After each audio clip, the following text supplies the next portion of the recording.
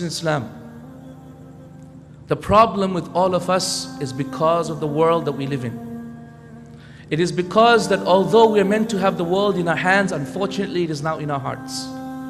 The same world that we are meant to control has now entered and crept through our veins directly into our hearts, until it is part and parcel of our hearts. Do you know what the pious predecessors used to say? They used to say that the love of this world and the love of the hereafter are like two scales in the heart of a believer. When one side of the scale becomes heavy, the other side becomes light. And when the other side becomes heavy, the other one becomes light. If you love the hereafter, you will love this dunya less. And if you love this world, you will love the akhirah less. And by Allah, you only need one example to prove which one you love more. Shall I give you a test which you will all show me exactly how much you love this world? And by Allah, this is the test of Sufyan al-Thawri. Sufyan al-Thawri said, if you want to ask somebody how much they love this world compared to the hereafter, then ask them how much food do they cook when a rich man comes to their house compared to when a poor man comes to their house. Ya salam. Wallahi, this one hit me like a knife in my heart. How truthful was Sufyan al-Thawri. Isn't it true, brothers? How much do you cook when you know someone wealthy is coming? Doesn't matter whether you're going to get food from him, money for him or not. Wealthy, oh my, he must be really wealthy. When, you know what?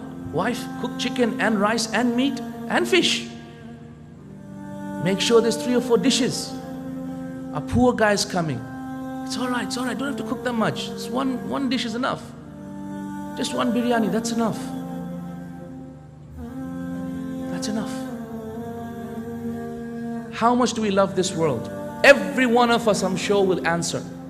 Every one of us will surely answer that by Allah, if a rich man comes to our house, we cook more food. Isn't that right? Let's be truthful. I want to see a show of hands. How many people, I will put the first person to put my hand, that I would have cooked more if a rich man came. Come on, show me your hands. Truthful, be truthful. Wallahi, be truthful. Now,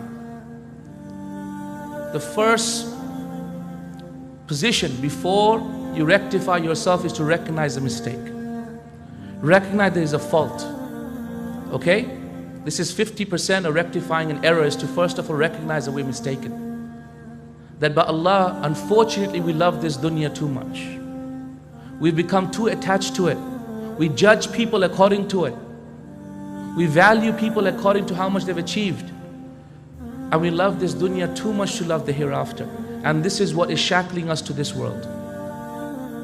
My brothers and my sisters in Islam, ask yourself a second question.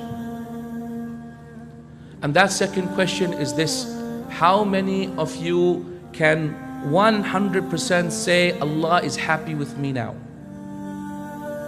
How many of you are sure Allah is happy with you right now? How many of you are sure that you have definitely done a deed for which Allah subhanahu wa ta'ala will never ever punish you? How many of you can do that? I'm telling you, no one can. No one amongst us. If you are sure about this, that you have, you might as well just die. Because that's the best state to be in. Allah is happy with you, just die right now, brother. Ask Allah for death straight away. But by Allah, there is no one amongst us who can guarantee that. My brothers, my sisters in Islam, this question of Allah being happy with us and Allah subhanahu wa ta'ala wanting Jannah for us is a question that must come to every one of our minds. Jazakallah, Jazakallah, Jazakallah.